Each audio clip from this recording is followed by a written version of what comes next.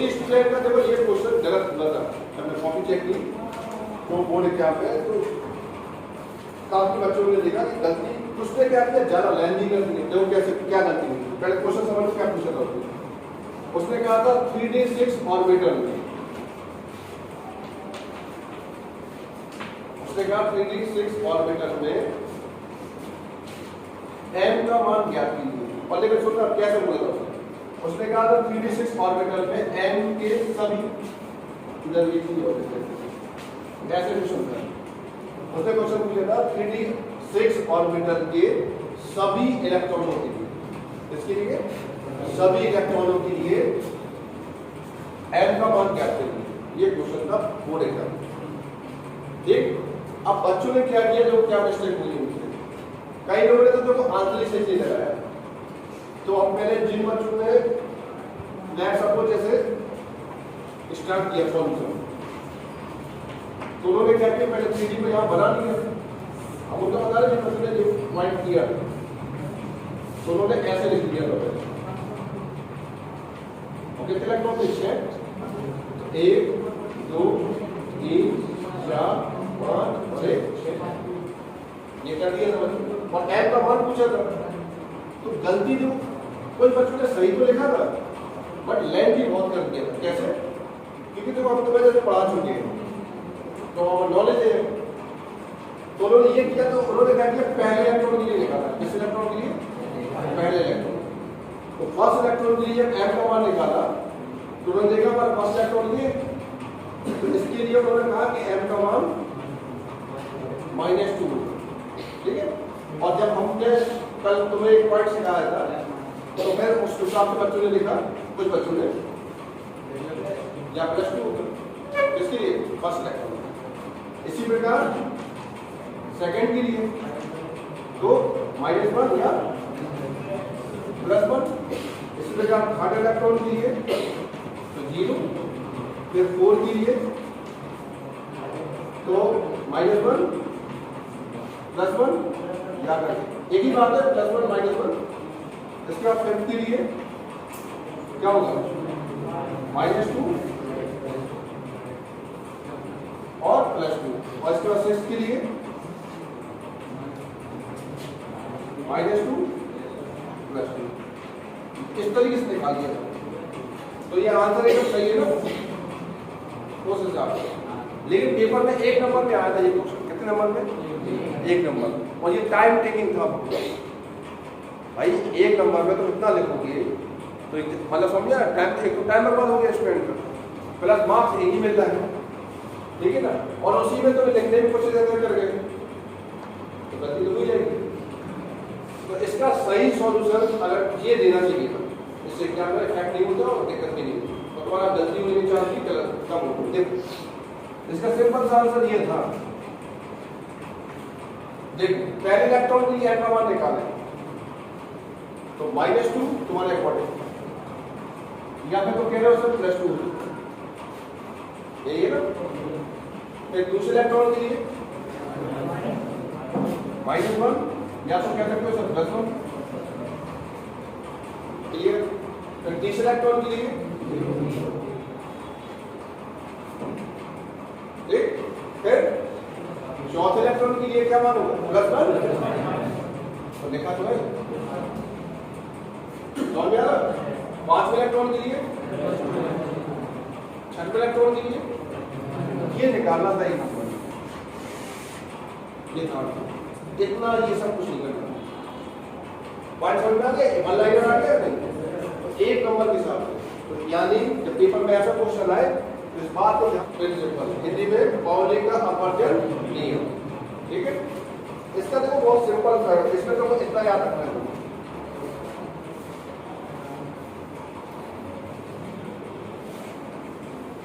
ये याद रख सकते हो, इतना याद रखोगे। अगर पॉली एक्सक्लूसिव प्रिंसिपल तुम्हें याद रखना है तो एक बात याद रखना है, हीलियम, ठीक है। और इसी से हम सारा क्या कर लेंगे, सॉल्व कर देंगे। अगर तुम्हें हीलियम याद है तो देखो अब दिमाग लगाना है। अगर तुम्हें हीलियम याद है तो ये भी पता होगा इसको परमाणु में कितना होगा, अगर ये पता है तो फिर ये भी पता होगा -2। ठीक। और अगर ये पता है तो दिमाग से फिर ये भी सोचा जा सकता है, ठीक। और अगर ये सोचा जा सकता है तो ये भी पता होगा ये फर्स्ट होगा और ये सेकंड होगा। इतना दिमाग लगा लो। तो कितने इलेक्ट्रॉन है? दो। अगर ऐसा है तो हम जाने तो फिर कुछ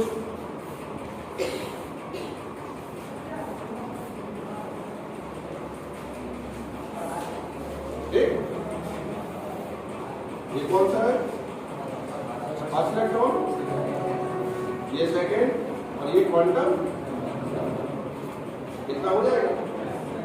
अब पहला इलेक्ट्रॉन ये है, मतलब ये तो याद है ना देखा।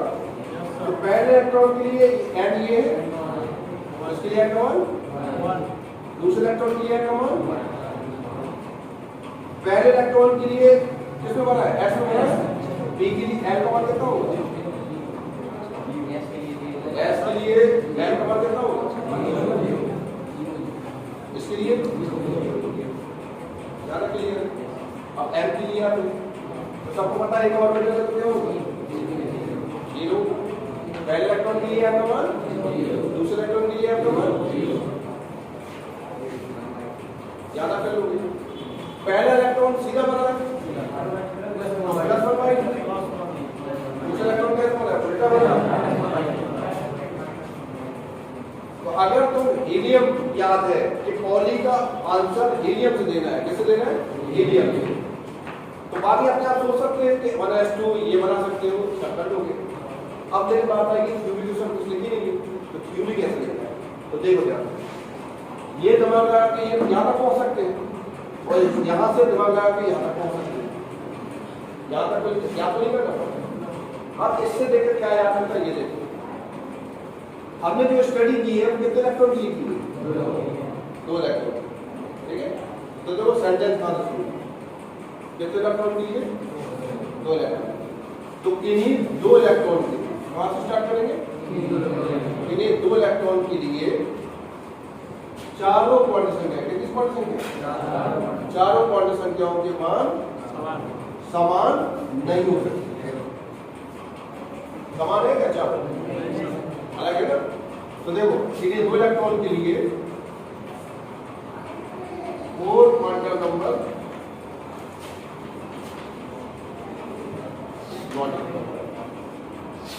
समझ में आ गया? इन्हीं 2 इलेक्ट्रॉन के लिए चारों क्वांटम संख्याओं के मान समान नहीं हो सकते अकॉर्डिंग टू बॉडी। इतना लिखोगे। फिर देखो और देखो, इन्हीं 2 इलेक्ट्रॉन के लिए चारों क्वांटम संख्याओं के मान समान नहीं हो सकते। अगर 3 के समान भी होते, देखो इसके लिए मान है, इसके लिए भी,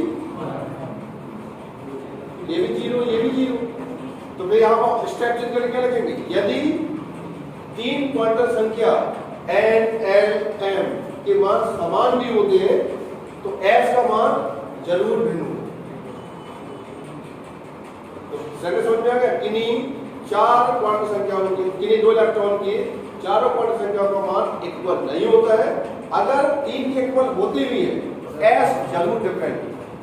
ये उसकी लाइन है, 2 लाइन ऊपर बोल रहा है, 2 लाइन इससे देख के बोल दो नहीं ऊपर। पहले एग्जाम्पल हो गए हीलियम और फिर ये टेबल बना देंगे, 2 मार्क्स मिल जाएगा मुझे। डी ब्रोगली इक्वेशन का भी क्वेश्चन पूछ सकता है, या dual nature of matter. Hindi में मैटर मीन्स होता है पदार्थ, पदार्थ की द्वि, डुअल मतलब द्वि, नेचर मतलब प्रकृति। पदार्थ की द्वि प्रकृति पूछ सकता है, या फिर कह सकता है डी ब्रोगली इक्वेशन, यानी ये वैज्ञानिक का नाम है डी ब्रोगली। तो डी ब्रोगली समीकरण से आप क्या समझते हैं? क्लियर है? सबसे पहले आता है डी ब्रोगली इक्वेशन में लिखे गया फ्यूरी क्या है, ठीक है। तो इसमें कण की तरह भी बिहेव कर रहा है, किसकी तरह? कण का मतलब होता है पार्टिकल, और वही इलेक्ट्रॉन किसकी तरह बिहेव कर रहा है? तरंग की तरह बिहेव कर रहा है। तो अगर एक व्यक्ति के पास 2 नेचर है तो वो क्या प्रदर्शित करेगा? डुअल नेचर, ठीक है। यही क्या कहलाती है? पदार्थ की द्वि प्रकृति। इतना क्लियर? थ्योरेटिकली, ठीक, ये बिल्कुल थ्योरेटिकल बता रहे हैं। और इसके बाद 2 लाइन लिख देना है, 2 लाइन लिखने के बाद एक फार्मूला लिख देना है,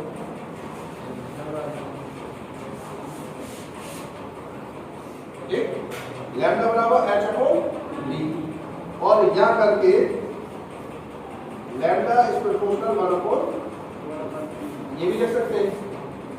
क्यों लिख सकते हैं? क्योंकि h क्या है,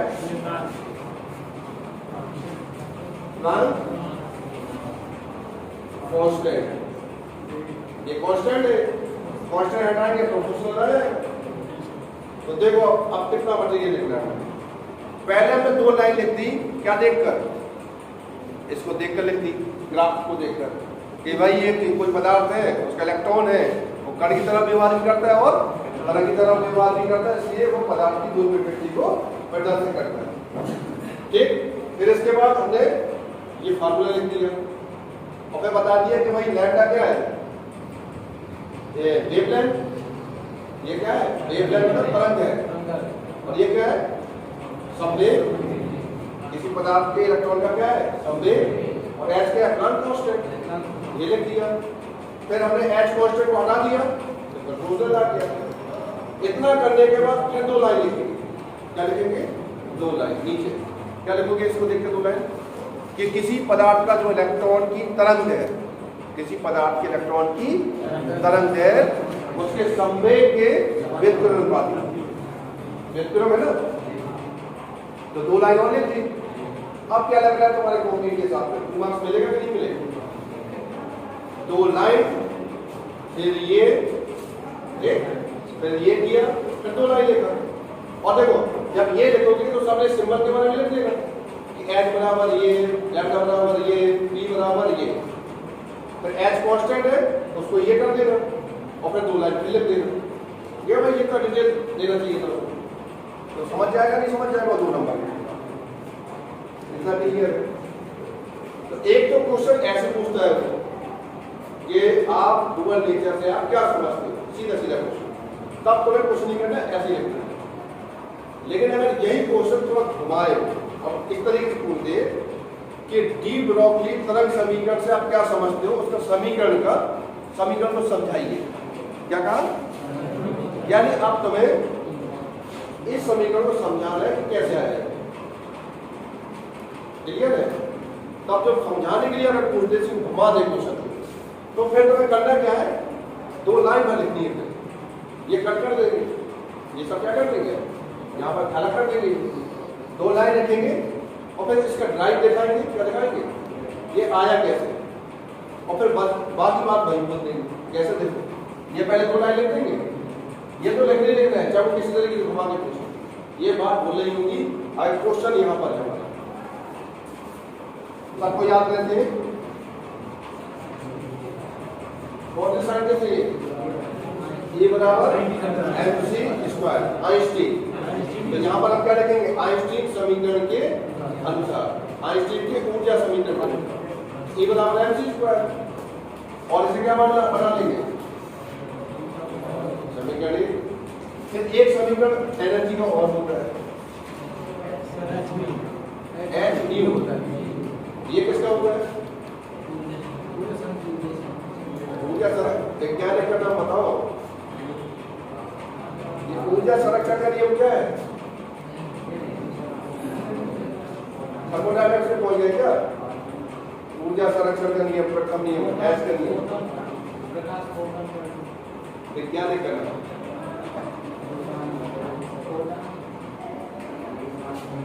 ये इक्वेशन है तुम्हारा प्लांक,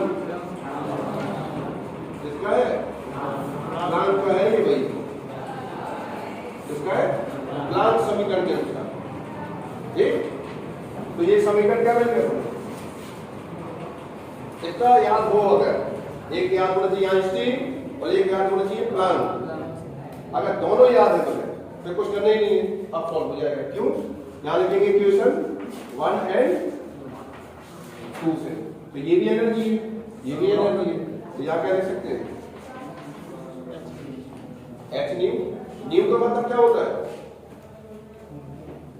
सिंबल पता है ना, इलेक्ट्रॉन का मास, प्रकाश की चाल, एच प्लांट कांस्टेंट और न्यू क्या है?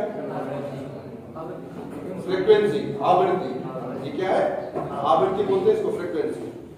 कितना आ जाएगा? यहाँ तो कोई डाउट नहीं है किसी को? समीकरण अब इतना सारे शब्दों क्या होंगे?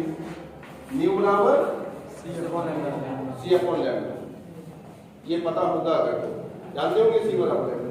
तो इसी इक्वेशन को क्या लिख सकते हैं हम? एम स्क्वायर बराबर एस सी अपॉन लैम्डा। सी क्या हो जाएगा? कैंसिल हो जाएगा यहां से, तो क्या आ जाएगा? ये आ जाएगा। इतना क्लियर है? अब इसके बाद क्या करते हैं बच्चे? ये करते हैं बी बराबर सी। समझना करना भी है बी बराबर सी, ऐसा नहीं करना नहीं है। यहाँ पर दो लाइन लिखेंगे, एक या दो लाइन, कितनी लाइन? तो यहाँ जगह छोड़ देंगे, एक दो लाइन लिखेंगे। पहले एक दो लाइन लिखेंगे, फिर लिखेंगे बी बराबर सी। और जब बी बराबर सी लिख दिया तो फिर हम यहाँ लिख सकते हैं एम बी बराबर एच अपॉन लैम्डा। और सब जानते हैं ये क्या होता है? बी, तो बी बराबर एच अपॉन लैम्डा। तो लैम्डा एक ही बात है, एच बी बराबर एच अपॉन लैम्डा क्या है? क्या है? लैम्डा बराबर एच अपॉन बी। इतना क्लियर है? सबको पता है एच क्या है? कांस्टेंट। तो इसी को नीचे याद करके लिख सकते हैं लैम्डा प्रोपोर्शनल 1 अपॉन बी। और फिर दो लाइन लिख देंगे तो बस इतना सा चेंज आ जाएगा। यहाँ तक क्लियर? तो समझ में आया कैसे करना है? अगर ऐसे समीकरण वाला क्वेश्चन पूछे तो दो लाइन लिखो, ये ड्राइव करो, और ड्राइव करने के बाद यहाँ पर लिखने के बाद दो लाइन की डेफिनेशन लिखो तो हो जाएगा। ठीक है? नोट करो।